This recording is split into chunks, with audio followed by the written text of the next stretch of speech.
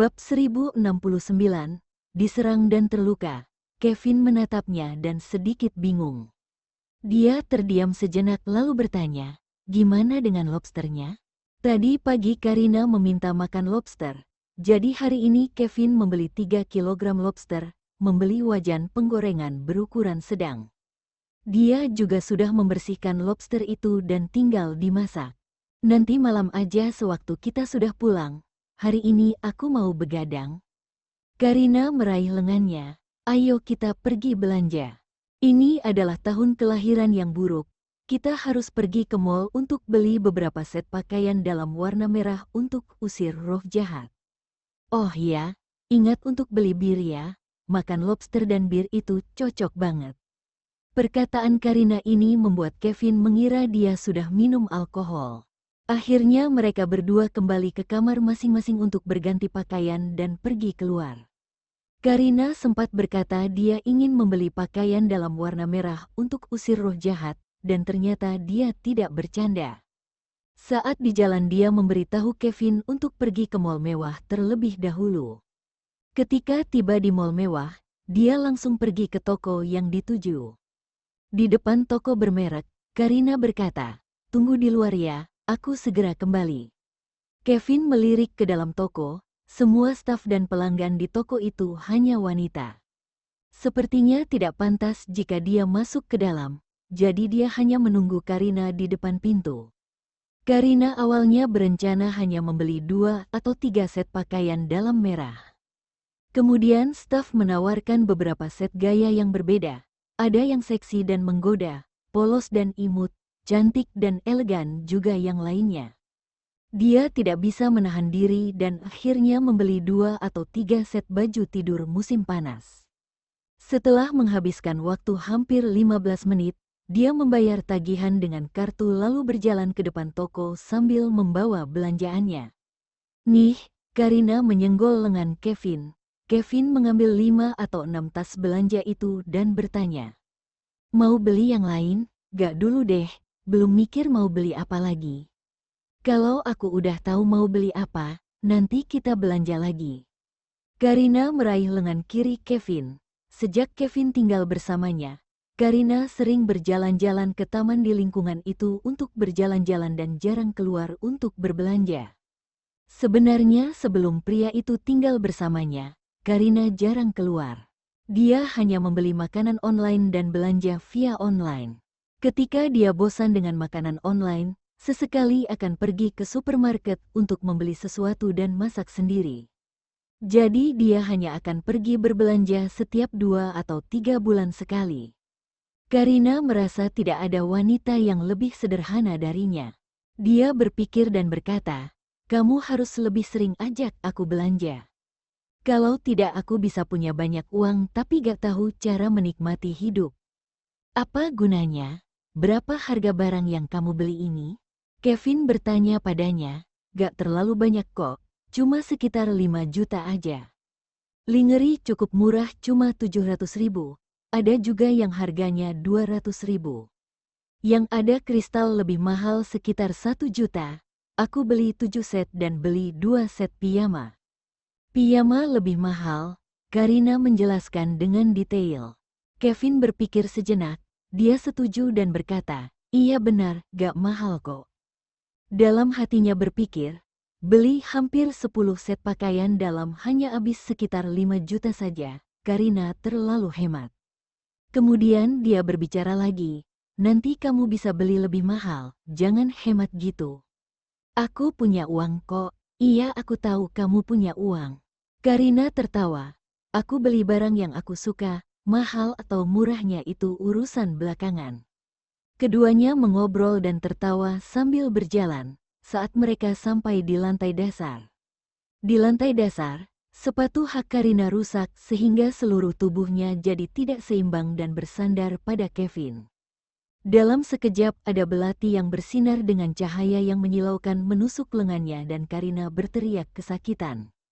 Pembunuh yang berjalan di belakang mereka berdua menyamar menjadi pejalan kaki. Saat melihat kalau belati yang dia tusuk itu meleset, dia langsung berlari melewati kedua orang itu menuju ke arah pintu masuk mall. "Karina, Kevin segera menjatuhkan tas belanja di tangannya, mengangkatnya dan tidak berani meninggalkannya untuk mengejar pelaku. Dia takut kalau pergi maka ada orang lain yang akan menyerang Karina. Sakit lenganku, Karina menarik napas dalam-dalam dan bahkan suaranya pun bergetar. Hanya dalam sekejap mata wajahnya berubah sangat pucat, keringat dingin dengan cepat keluar di dahinya dan belati itu masih menancap di lengannya. Kevin melihat lengannya untuk memeriksa posisi belati itu ada di bagian dalam lengan dan tidak melukai tulang. Dia berpikir kalau Karina tidak bersandar padanya ketika sepatu haknya rusak, mungkin belati ini akan menancap ke tubuh atau jantungnya, membuat Kevin sangat ketakutan. Setelah dengan cepat memastikan bahwa luka ini tidak akan mengancam jiwa Karina, dia membiarkan Karina bersandar di lengannya dan berkata untuk menenangkan, "Karina, tahan bentar ya, aku telepon polisi dulu dan bawa kamu ke rumah sakit." "Ya," Karina berkata dengan tidak berdaya sambil menyandarkan tubuhnya ke Kevin. Kevin menelepon Judith dan menjelaskan apa yang terjadi secara singkat. Lalu dia menelepon 2 orang lagi dan meminta seseorang untuk bantu menemukan orang yang menyerang Karina. Setelah mengatur beberapa hal, dia menaruh ponselnya, menggendong Karina dan berjalan cepat menuju tempat parkir. "Kevin, apakah aku akan mati?" Karina bertanya dengan ketakutan. Lengannya terasa sangat sakit dan membuatnya merasa kalau lengannya sudah bukan miliknya lagi. Sejak masih kecil, dia belum pernah mengalami hal yang mengerikan seperti ini. "Gak, lenganmu yang terluka kok, bahkan 2 tusukan lagi juga gak akan membunuhmu." Kevin berpura-pura menjawab dengan tenang, meskipun dia tahu kalau nyawa Karina tidak terancam. Tapi saat memikirkan dirinya yang kesakitan membuat Kevin sangat ingin membunuh orang itu. "Tanganku mati rasa, apakah akan diamputasi?" Karina berkata dengan mata memerah. "Jangan pikir aneh-aneh," Kevin meyakinkannya dan berkata, "Ada aku di sini, bahkan 30 tusukan lagi pun tidak akan diamputasi." Tapi Karina tidak merasa terhibur. Dia menangis, "Tanganku terluka. Aku gak pernah merasakan sakit kayak gini sejak kecil." Saat mendengarnya, Kevin merasa hatinya sangat sakit dan tidak bisa menahan diri. "Maaf Karina, aku tidak bawa anestesi. Ada rumah sakit di dekat sini, tunggu ya." Kevin meletakkan Karina di kursi penumpang, mengencangkan sabuk pengamanan dan mengingatkannya, "Jangan tarik belati di tanganmu. Kamu duduk menyamping aja. Kalau belati itu tersentuh akan sangat sakit." "Apakah nanti akan dijahit?" "Kalau dijahit pasti ada bekas luka. Terus ke depannya aku gak bisa pakai baju tanpa lengan ataupun gaun," kata Karina. "Gak akan ada bekas luka, percaya padaku." Kevin langsung menyalakan mobil. Waktu itu seluruh tangan Nana terbakar dan aku yang menahan diri. "Maaf Karina, aku tidak bawa anestesi. Ada rumah sakit di dekat sini, tunggu ya." Kevin meletakkan Karina di kursi penumpang, mengencangkan sabuk pengamanan dan mengingatkannya, "Jangan tarik belati di tanganmu. Kamu duduk menyamping aja. Kalau belati itu tersentuh akan sangat sakit." "Apakah nanti akan dijahit?" "Kalau dijahit pasti ada bekas luka. Terus ke depannya aku gak bisa pakai baju tanpa lengan ataupun gaun," kata Karina. "Gak akan ada bekas luka, percaya padaku." Kevin langsung menyalakan mobil. Waktu itu seluruh tangan Nana terbakar dan aku yang menyembuhkannya. Dia tidak perlu operasi dan tidak ada bekas luka. "Luka kecilmu ini, sepele untukku. Kamu mau tahu gimana cara aku bisa bertemu dengan Nana saat itu?" Kevin mencoba mencari topik dengannya, mencoba mengalihkan perhatiannya supaya dia bisa sedikit lupa dengan rasa sakitnya. Bab 1070. Kalau tidak bisa, aku akan belajar. Beberapa menit kemudian mereka tiba di rumah sakit terdekat. Kevin menggendong Karina dan langsung menuju ke ruang gawat darurat. Setelah menjelaskan identitasnya kepada dokter yang bertugas di rumah sakit, dia langsung menuju ke ruang operasi untuk mengoperasi Karina. Seluruh operasi, anestesi dan mencabut belati, menghentikan pendarahan dan menjahit semuanya dilakukan Kevin sendirian. Bagi Kevin hal yang dia lakukan ini hanyalah operasi kecil yang bahkan lebih mudah dari makan. Dia menyelesaikannya dalam waktu kurang dari 20 menit. Karina masih berada di bawah pengaruh anestesi. Setelah Kevin menyelesaikan prosedur, dia bertanya, "Karina mau rawat inap atau pulang?" "Pulang. Aku gak terlalu suka rumah sakit." Jawab Karina. "Oke, kalau gitu kita pulang." Kevin hendak menggendongnya, tapi Karina berkata untuk menghentikannya. "Tanganku yang terluka dan aku bisa jalan kok." Saat mendengar itu, Kevin tidak memaksanya dan berjalan bersamanya keluar dari rumah sakit. Ketika keduanya baru masuk ke dalam mobil, Kevin menerima telepon dari Ezra. "Kevin, aku dengar dari Judith kalau Karina terluka." "Apa yang terjadi?" "Malam ini aku dan Karina pergi ke mall untuk beli beberapa barang. Saat di lantai dasar, ada orang yang menyerang Karina dari belakang. Aku tidak menyadari bahaya itu. Lengan Karina terluka tapi tidak ada masalah serius. Lukanya sudah aku obati dan ini lagi siap-siap mau pulang." Kevin menceritakan apa yang terjadi. "Oke, kamu dan Karina kembalilah dulu. Aku akan hubungi kamu kalau ada informasi." Setelah selesai bertanya, Ezra mengakhiri panggilan. "Siapa yang telepon?" Karina bertanya sambil bersandar di kursi. "Tuan muda kedua, dia tanya tentang cederamu." Kevin berpikir sejenak dan bertanya, "Apa aku harus kasih tahu keluargamu kalau kamu terluka?" "Ayo pulang dulu." Karina merasa bahwa meskipun keluarganya berada di Kyoto, tapi tempat dia mengalami kecelakaan tadi adalah di mall dan bahkan belum jam 10 malam sehingga ada banyak orang. Butuh banyak usaha untuk mencegah berita ini tersebar. Kevin menyalakan mobil dan menuju ke rumah. "Gak jadi makan malam deh." Karina melihat ke samping untuk menatap pemandangan dan mendesah. "Oh ya, mana belanjaan aku?" Yang Kevin sukai tentang Karina adalah sifat optimisnya. Dia seperti orang yang tidak akan terpengaruh oleh hal negatif terlalu lama, seperti sekarang ini. Dia tidak terus memikirkan cederanya dan bahkan mengajak ngobrol Kevin seperti tidak ada yang terjadi. "Barang-barangnya ada di ruang keamanan mall. Penjaga keamanan bantu menyimpannya dan aku akan ambil itu untukmu besok." "Oke."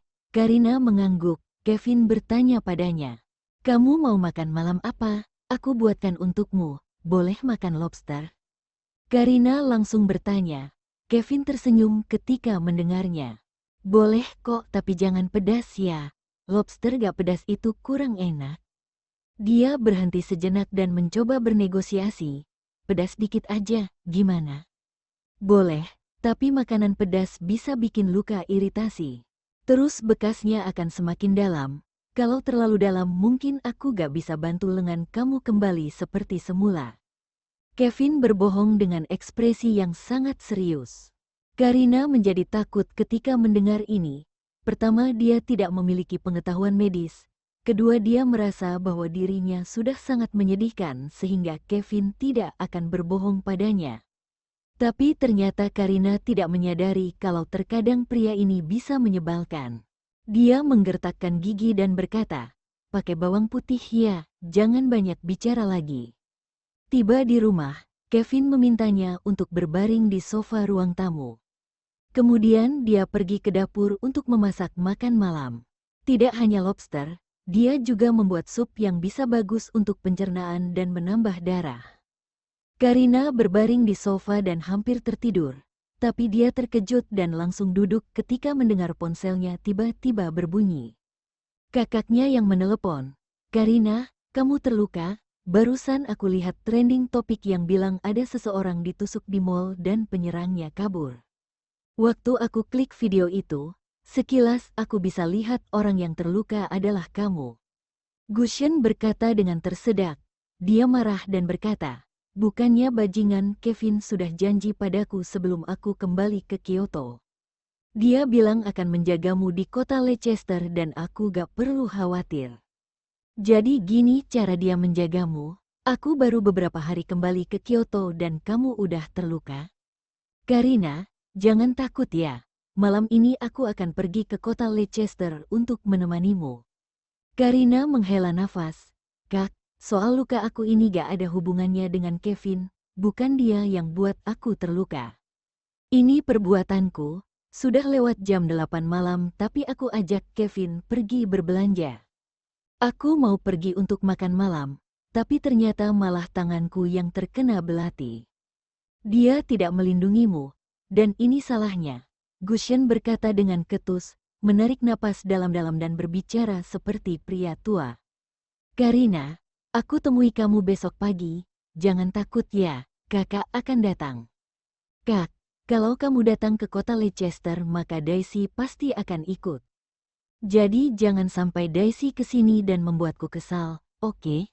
Kata Karina tanpa daya. Sebenarnya dia hanya tidak ingin membuat keluarganya khawatir. Lukanya ini tidak terlalu dalam atau besar. Dengan adanya Kevin Dokter Jenius di sisinya, dia sama sekali tidak merasa takut. Kalau gitu, besok aku akan pergi ke kota Leicester untuk menemuimu sendiri, gimana? Aku cuma mau lihat kamu baik-baik saja lalu kembali ke Kyoto, jadi Daisy tidak akan buat kamu marah. Gushen memohon, oke, bilang pada kakak yang lain dan ayah ibu supaya jangan khawatir. Aku baik-baik saja dan tidak perlu dirawat di rumah sakit. Aku sudah di rumah kok dan agak ngantuk.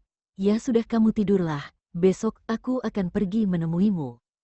Gusion mengakhiri panggilan, berlari dan mengetuk pintu ketiga kakaknya untuk beritahu mereka kalau Karina terluka. Kemudian dia juga memberitahu orang tua mereka. Di akhir dia menelepon Jonah yang ada di tentara. Setelah Karina menaruh ponselnya, dia tiduran di sofa.